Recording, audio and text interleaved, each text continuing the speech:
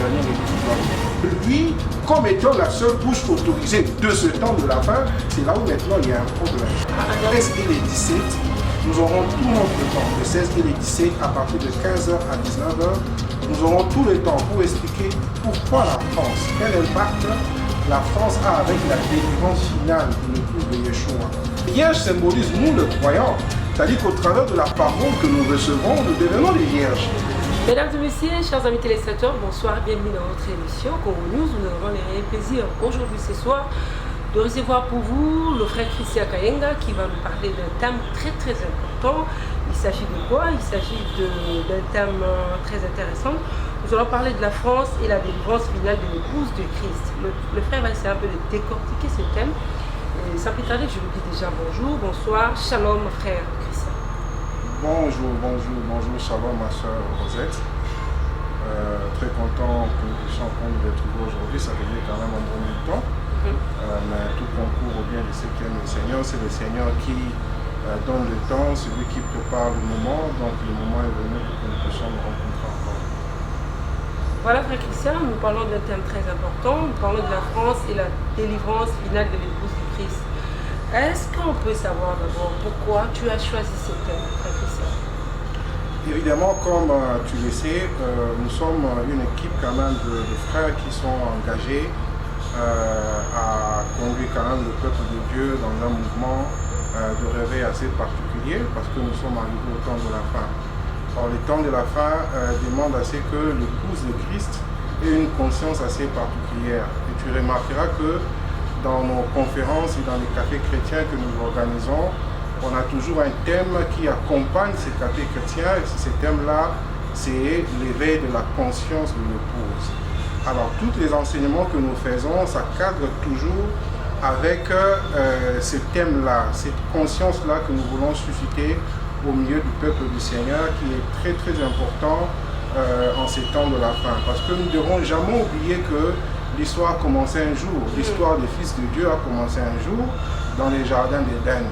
Et ce que nous devons savoir, la Bible ne raconte pas l'histoire du monde de manière académique, de terme.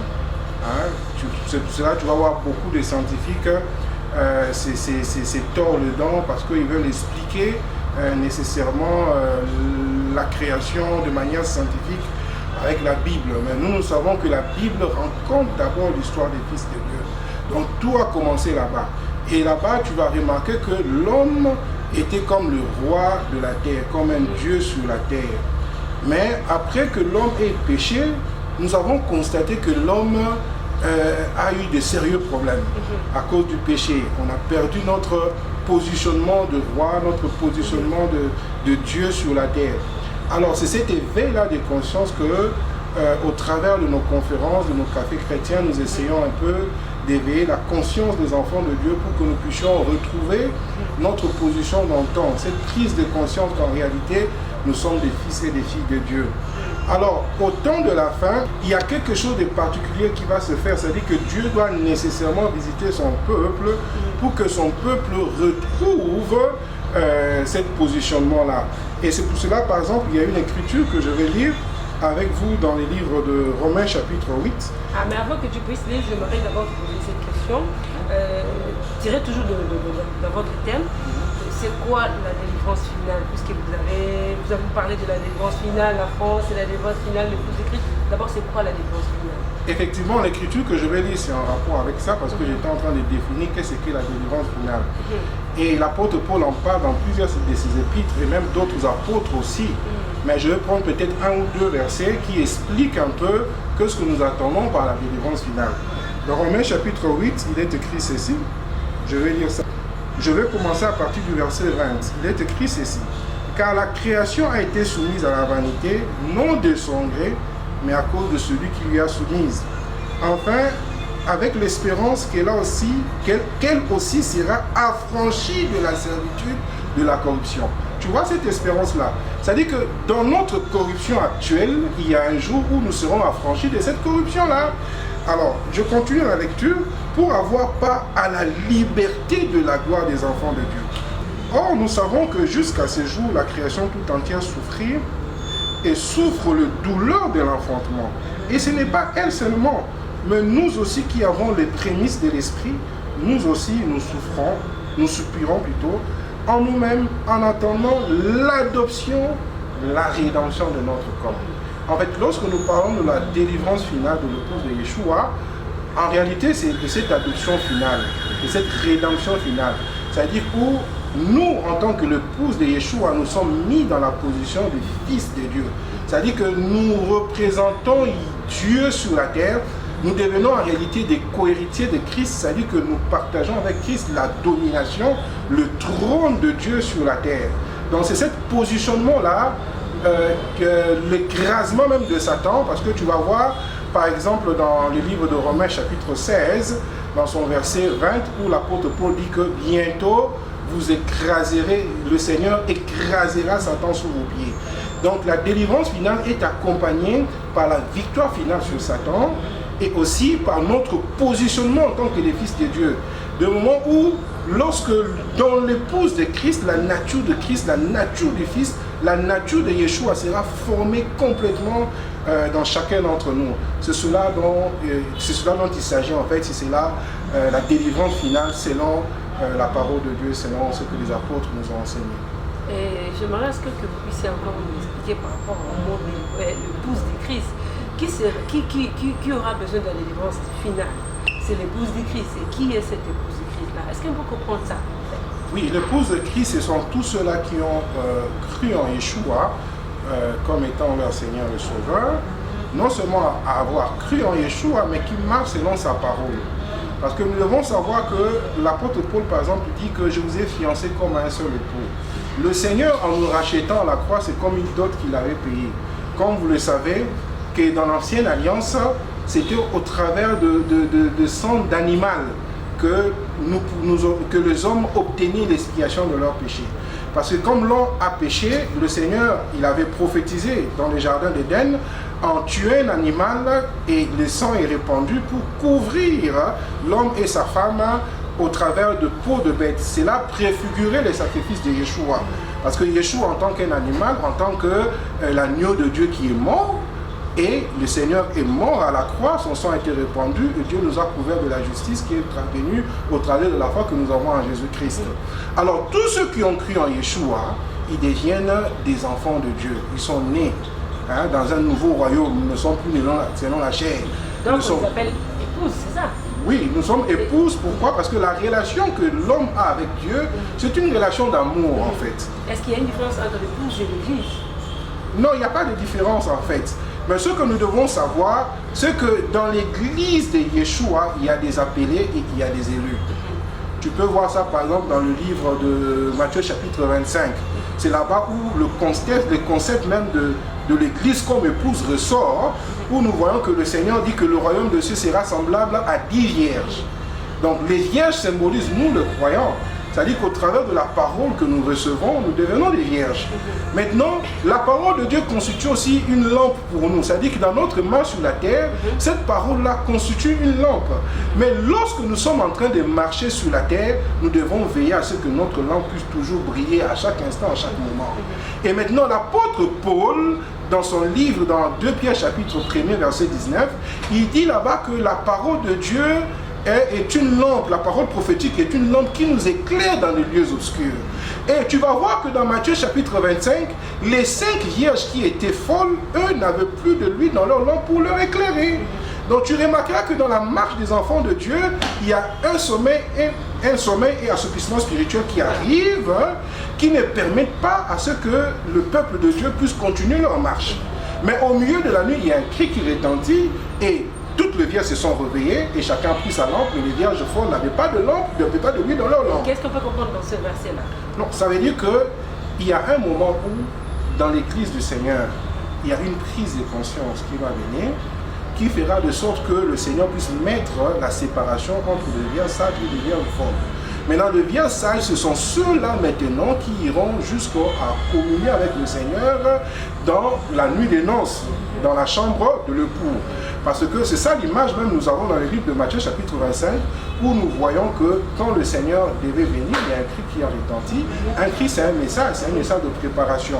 C'est-à-dire qu'il y a un moment dans l'église, il y aura un message particulier qui doit préparer l'église du Seigneur à la rencontre de l'époux. Alors ceux qui sont attentifs, ils marchent de manière à veiller sur la parole prophétique. Voilà même le but de notre thème. Voilà. Tu vois un peu? Parce que nous regardons dans les événements mondiaux, nous voyons qu'il y a quelque chose de particulier, par exemple en France, nous voyons par exemple quelque chose de particulier avec l'Iran et les États-Unis. Alors nous ouvrons les yeux parce que la Bible dit que la parole est une parole prophétique qui éclaire dans les lieux obscurs. Tu vois un peu? Alors la Vierge qui est sage, c'est un signal rouge concernant l'arrivée de notre Seigneur. Nous sommes l'épouse de Jésus, nous sommes des vierges, mais nous devons marcher dans la sainteté, dans la pureté et dans la lumière de la parole prophétique. Cette parole-là nous permet de retourner même à l'enseignement apostolique, parce que ce qui tue le juif de l'Église aujourd'hui, c'est que l'Église n'est pas retournée à l'enseignement apostolique. Voilà. C'est pour ça que nous voyons tout ce désordre qu'il y a, qui n'a pas de nom en fait, et l'opprobre est jeté sur l'Église du Seigneur. Et qu'est-ce qui empêche aux hommes de retourner à l'enseignement apostolique? Eh bien, c'est le diable, c'est la corruption. C'est l'esprit de Balaam en fait, parce que tu vas voir par exemple quelque part dans le livre de Pierre, dans l'épître de Pierre, l'apôtre Pierre en parlant de ces gens, des hommes de Dieu, il dit qu'ils ont suivi le chemin de Caïn, le chemin de Balaam. En fait, qui était Balaam? Balaam, c'est quelqu'un qui avait un don spirituel, mais un don spirituel qui était corrompu, un don spirituel qui était perverti. C'est comme le pentecôtisme d'aujourd'hui. Tu vas voir par exemple que les gens manifestent des dons, mais la substance, la vie, il ne manifeste pas le fruit digne des enfants de Dieu. Tu comprends par exemple, et comme tu le sais, Balaam, malgré qu'il prophétisait, mais c'est lui qui avait donné la sagesse à Balak de demander à ce que Balak puisse tendre un piège aux enfants d'Israël pour qu'ils puissent commettre la débauche avec les filles de Madian, si je ne me trompe pas.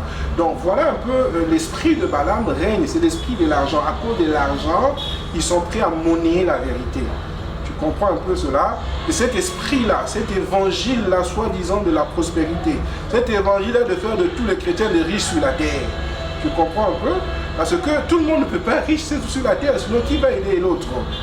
Or, la Bible a dit, ne vous inquiétez pas de ce que vous mangerez, ni de ce que vous vivrez, de ce que vous serez vêtus. Quand quelqu'un part trop de l'argent dans une église locale, ils sont hors de l'enseignement de l'apôtre. C'est clair, ces genres d'enseignement-là, tu ne le verras jamais dans les Écritures. Tu vas circuler toute la vie, tu ne le verras jamais.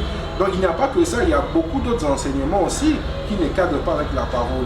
Donc l'essentiel pour nous, le peuple de Dieu, nous devons retourner dans l'enseignement apostolique, parce que c'est dans l'enseignement apostolique où nous retrouvons vraiment la substance vie, de l'huile, des réserves qui fera de sorte que lorsque notre époux reviendra, nous puissions fiancer et que le Seigneur puisse nous trouver que nous sommes réellement éveillés, que nous avons de l'huile de réserve, nous allons entrer dans la salle de messe. Voilà, puisque au participer France, dans la carte de thème, tout sur le thème en France, pourquoi au Tché comme en France, beaucoup en France, parce que vous avez une qualité de côté de Salamine, la thème. Oui, je sais que, par exemple, il est très difficile à beaucoup de chrétiens de faire sortir la foi, de ressortir la foi dans la parole prophétique. Je sais que c'est très difficile, mais nous devons savoir que la Bible est codée. La Bible est un livre qui est vraiment codé. Je me rappelle même d'un verset, si je ne me trompe pas, ça doit être dans Isaïe 28 ou 29, où il est écrit là-bas que la parole de Dieu est un livre comme si on le donne à quelqu'un en lui disant est-ce que tu peux lire ces livres? Non, je ne peux pas lire ces livres parce qu'il est cacheté. Tu vois un peu? Et je me rappelle même de l'histoire de l'eunuque éthiopien. L'eunuque éthiopien, Philippe l'amène en esprit. Il descend dans le char où il y avait l'eunuque éthiopien. La Bible dit que l'eunuque éthiopien était en train de lire dans le livre d'Ésaïe où il était écrit, on était en train de l'amener comme on amène un boucher, on l'amenait comme on amène un agneau dans la boucherie. Alors, Philippe a posé la question à l'eunuque éthiopien, est-ce que tu comprends ce que tu es en train de lire? Et l'eunuque éthiopien a dit, mais comment je veux comprendre s'il n'y a personne qui m'explique ces choses? Donc la Bible est un livre qui est scellé. Et tu vas voir même que dans les livres d'Apocalypse, la Bible dit que le livre a été scellé de 7 sceaux. Donc c'est un livre qui est codifié et qu'il faut avoir la sagesse. Parce que la Bible dit qu'au temps de la fin, il y aura des gens qui auront de la sagesse, de l'intelligence. Et plus les gens vont lire, ils vont ressortir réellement le sens qui est caché. Et même dans les livres, je pense dans Deutéronome chapitre 29, où il est écrit que ce qui est caché est à Dieu, ce qui est révélé est à nous. Mais il y a quelque part dans le livre de Proverbes chapitre 25, il est écrit là-bas que la gloire de roi, c'est nous qui sommes de rois, parce que la Bible dit que le Seigneur a fait de nous des rois, virgule, et des sacrificateurs. Donc en réalité, le roi dont Proverbe parle dans son chapitre... Ne sont pas des serviteurs, comme la Bible dit, il fait de ses anges des messagers. Mais un roi, c'est un serviteur de son Dieu. Un sacrificateur aussi, c'est un serviteur dans la maison de son Dieu. Nous sommes tous des serviteurs du Seigneur. Le terme serviteur n'est pas en opposition avec le terme sacrificateur ou roi. Alors, maintenant, je disais que nous sommes de rois et nous devons sonder ce qui est caché. C'est là où repose notre gloire. Si nous ne le découvrons pas, c'est pour cela que nous avons lu au début, Romains chapitre 8, où les fils de Dieu doivent recevoir sa révélation, sa délivrance finale, et là-bas on l'a présenté comme la gloire des fils de Dieu qui nous attend. Tu vois que la gloire des fils de Dieu passe nécessairement par la connaissance de secret qui est contenu dans les livres, dans la Bible. Non, on ne discute pas. La France, est-ce que la France est un type parfait de l'église d'aujourd'hui? Au cotisation, mais on va nous expliquer l'histoire, bien que la Bible est codée, comme tu viens de le dire là. Oui, effectivement. Lorsque je parle de la France, cela ne veut pas dire que la France soit un modèle d'église parfait. Non, loin de moi cette prétention-là.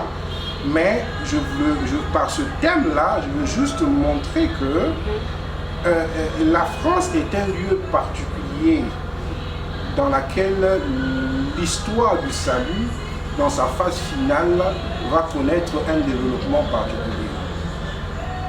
Tu vois un peu? Parce que lorsque tu regardes dans les Écritures, je disais que beaucoup de gens ne savent pas faire ressortir la France dans la parole prophétique parce que ils cherchent souvent le nom des gens, les noms des pays dans la Bible directement. Il y a des pays qui gardent leur ancien nom, comme l'Égypte par exemple. Ça garde son ancien nom, tu trouveras le nom de l'Égypte dans la Bible. Mais comment on nomme la France dans la parole prophétique? C'est la question qu'on doit se poser. Quel est le nom que la France a dans les Écritures? Vas-y, voilà. Parce que les habits des à côté, alors,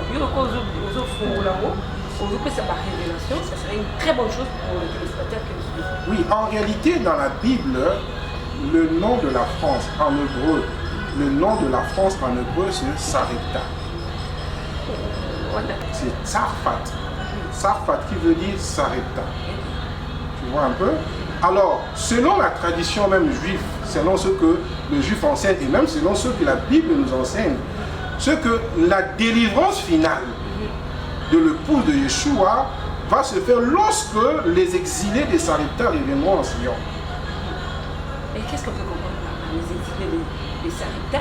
C'est par rapport à ce que vous avez dit au départ que la Bible a un langage que des... Oui, ça. Oui.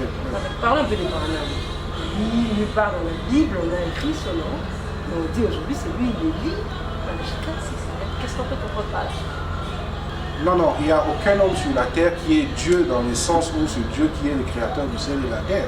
Nous tous, nous avons l'essence de la divinité. Parce que la problématique a commencé là-bas, dans les jardins d'Éden. Parce que le diable dit à Ève, si tu manges le fruit de l'arbre de la connaissance du bien et du mal, Dieu sait que vous allez devenir des dieux. Tu vois le mensonge. Or, Ève était déjà Dieu parce que le nom de Ève en hébreu c'est Isha. Ish qui est le feu, tu vois un peu, le feu de l'éternel brûlait déjà en Ève. En réalité, Ève était déjà Dieu. C'est ça même le verre de la conscience divine que nous avons perdu. C'est ça même la tromperie de Satan. Le Satan voulut faire croire à Ève que Ève ne faisait pas partie de la famille divine. Dans ce sens-là, nous tous, nous avons la divinité en nous, parce que la Bible a dit, dans le livre de Psaume chapitre 82, le verset 6, « J'avais dit que vous êtes de Dieu, au pluriel, mais vous mourrez comme des hommes. » Et c'est le même verset que Yeshua a répété aux pharisiens, lorsque les pharisiens ont voulu le lapider, Yeshua leur a renvoyé à cette écriture-là. Tu vois un peu? De ce point de vue-là, nous tous, nous avons de la divinité. Maintenant, en rapport avec les noms de personnes et le ministère d'Élie, nous devons savoir que le ministère d'Élie devait retourner 7 fois sur la terre. C'est ce que l'Écriture nous dit, que le ministère d'Élie doit revenir 7 fois sur la terre. Voilà. Parce que le ministère d'un prophète comme Élie est comparé à l'œil dans les Écritures. Tu vois un peu? C'est comparé à l'œil. Or, la Bible dit que si ton œil n'est pas en bon état, c'est que ça sera catastrophique. Vous êtes d'accord que le ministère d'Élie était en lui? Oui, évidemment, évidemment. Mais cela ne fait pas de William Marion Branham comme étant le dernier Élie qui doit venir. Mais il a pu créer quand même les écrirailles. Tu n'as jamais entendu? Pardon? Il a pu créer les écrirailles, comme on dit. Lui, il a créé. Pendant qu'il était sur cette terre, il a pu créer les écrirailles. Mais Jésus-Christ, lui, il n'a pas pu faire quelque chose. Tu aimes bien la polémique. C'est juste une aimes bien la polémique. Nous ne devons pas sortir de notre sujet. Nous devons plutôt essayer de parler, si tu veux, du ministère d'Élie qui a de l'importance pour notre temps. De savoir, par exemple, tu aurais pu me poser la question de savoir, si tu parles du ministère d'Élie, est-ce que réellement frère Branham, il est le dernier Élie qui doit venir? Or, l'Écriture ne présente pas le frère Branham comme étant le dernier Élie qui doit venir. Parce que si tu prends même dans le livre de Malachie chapitre 4, tu vas voir que le Seigneur est en train de parler de la délivrance finale là-bas. Il dit que la guérison viendra sur les ailes d'aigle. Le Seigneur se lèvera comme le soleil de justice et la guérison sera sous ses ailes. Et le Seigneur dit que je vous enverrai Élie le prophète avant le jour du Seigneur. Or, nous voyons que dans le livre d'Apocalypse, avant le jour du Seigneur, apparaissent deux témoins. Tu vois un peu cela? Avant le jour du Seigneur, il apparaît deux témoins. Et ces deux témoins-là, ils ont l'esprit d'Élie. Parce que leur ministère correspond à ce que Élie a fait sur la terre, parce que les deux témoins, ils vont fermer le ciel pendant 3 ans et demi, de la même manière que Élie l'a fait. Tu comprends cela? Donc, si nous voyons le ministère d'Élie comme étant une dernière action du Seigneur sur la terre, nous devons le connecter avec le ministère de deux témoins. Évidemment, sur la terre, il y a des personnes en qui cet esprit-là a agi de manière particulière. Tu vois un peu? Élie d'abord, lui-même l'homme de Tishbit, qui est venu d'un endroit où nous ne savons pas, son origine n'est pas connue. Élie de Tishbit est venu. Il y a eu Élisée, il y a eu Jean-Baptiste qui avait l'esprit d'Élie, il y a eu William Branham certainement qui avait l'esprit d'Élie, tenant compte à sa vie et aussi de grandes œuvres qu'il a fait de la part du Seigneur. Mais maintenant, faire de lui comme étant la seule bouche autorisée de ce temps de la fin, c'est là où maintenant il y a un problème. La parole du Seigneur, c'est bien bon. Frère Christian Kayenga, termine à eux exploiter, il a dit quand même ce qu'on s'est précédé à Kino. Au moment où thème tellement important, la France et la délivrance finale de l'épouse du Christ, c'est ça. Voilà. Au bon ici, il est pour le thème. Bon, en tout cas, Ezali thème moko, Ezali très intéressant. En tout cas, je suis en train d'exhorter à tout le peuple de Dieu de Kinshasa, ceux qui vont me suivre au travers de cette émission, de ne pas manquer pendant ce moment-là. Ça ne sera pas avec une émission de 35 minutes, on ne peut pas tout dire. Donc, parce que le temps est court. Mais le 16 et les 17, nous aurons tout notre temps. Le 16 et les 17, à partir de 15h à 19h, nous aurons tout le temps pour expliquer pourquoi la France, quel impact la France a avec la délivrance finale de l'épouse de Yeshua. Donc, vous ne serez pas déçus, vous allez découvrir des choses peut-être que, par la grâce de Dieu, le Seigneur a mis sur votre chemin des choses que vous n'avez jamais entendues. Et le Seigneur permettra que votre foi soit encore de plus fortifiée encore. Voilà, ça commence quand? La date exacte? Oui, comme je l'ai dit tout à l'heure, c'est le 16 et le 17 janvier. Souvent, c'est un jour férié dans notre pays, il faut en profiter.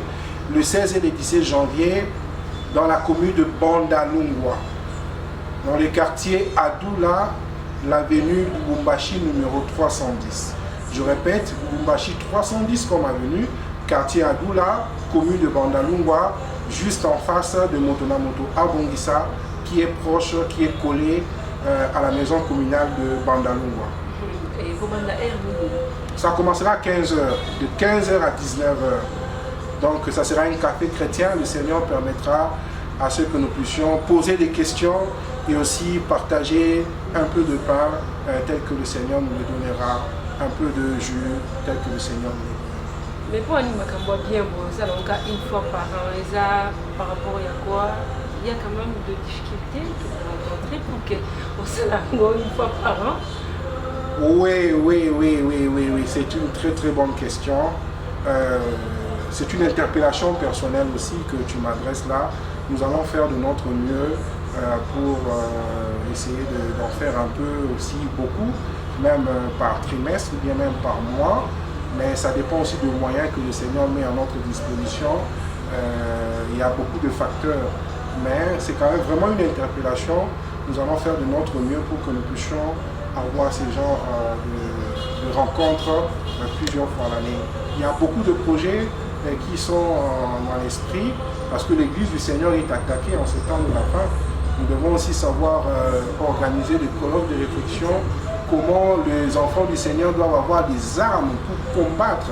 Parce que le combat du temps de la fin, ma soeur, ce ne sera pas dans les miracles.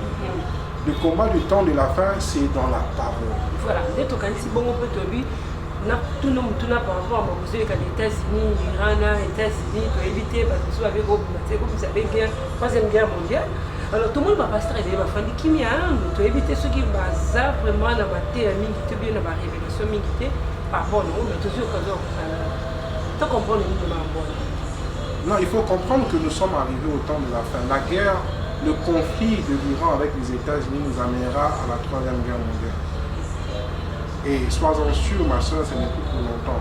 C'est en ce moment-là que beaucoup de gens, les écailles vont tomber de leurs yeux. Parce que dans l'enseignement classique qui est donné dans les églises pentecôtistes aujourd'hui, c'est qu'il y aura l'enlèvement avant la Troisième Guerre mondiale. Ça, c'est un gros mensonge de Satan.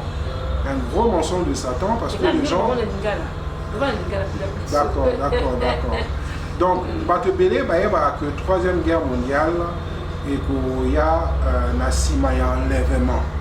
Enlèvement, ils allaient événement où les chrétiens ont basé la cave, que biso ba épouse Yesu to matana lola ba mort en Christ ba kose pas to matana lola to ke na fête de noces kuna na lola siko na mokili ba otika na ba souffrir pour entre Christ a ya troisième guerre mondiale vous allez patati patata. Ils allaient enseignement classique. Mais comprendre les choses comme ça, c'est vraiment de manière très très religieuse de comprendre les choses parce que ce n'est pas un enseignement tel que les apôtres l'ont enseigné. Tu comprends un peu? Parce que les gens doivent comprendre que la Troisième Guerre mondiale fera de sorte que réellement que la véritable épouse du Seigneur se manifeste. Eh bien, nous devrons nous réveiller enfin de notre sommeil, de commencer à laver nos vêtements et de commencer à rechercher, de retourner entièrement dans le véritable enseignement apostolique. Parce que ce qui se passe avec les États-Unis et l'Iran va nous amener à la Troisième Guerre mondiale. Et Moutakoya, quand tu as fait la Troisième Guerre mondiale, voilà, et dans l'Antichrist. Je vais te dire un truc. Lorsque ce Troisième Guerre mondiale là va barder, parce que ce qui est derrière l'Iran, c'est la Russie. La Russie va défendre l'Iran. Tu vois un peu? Et il y aura d'autres pays du Golfe qui seront derrière l'Iran, il y aura d'autres pays qui seront derrière les États-Unis, et aussi Israël va se battre seul peut-être ou avec le soutien des États-Unis. Et cette guerre-là sera catastrophique de telle manière que la personne qui viendra mettre la fin à cette guerre-là, ça sera l'Antichrist. Et le 17 janvier, à partir de 15h à 19h, ça sera à Bandal, Lubumbashi 310, commune de Bandalungwa. Le numéro de téléphone, mon numéro de téléphone, c'est le 081 171 05 98. Je répète une bonne édition, 081 171 05 98. Voilà, merci Nayo, frère Christian. Vous venez maintenant tous entretenir pendant 35 minutes. Bon, on faut d'abord un thème qui nous est midi. L'invité, moi, meilleur, bonne année. Comment on peut s'attirer? Famille peut me l'aider. Je salue tout le monde. Et vraiment à la fin de notre émission, merci à Isaac qui était derrière la caméra. Nous remercions infiniment notre Dieu pour ce temps merveilleux. Et puis nous disons merci à notre invité. Portez-vous bien. Je vous retrouve la semaine prochaine pour un autre émission.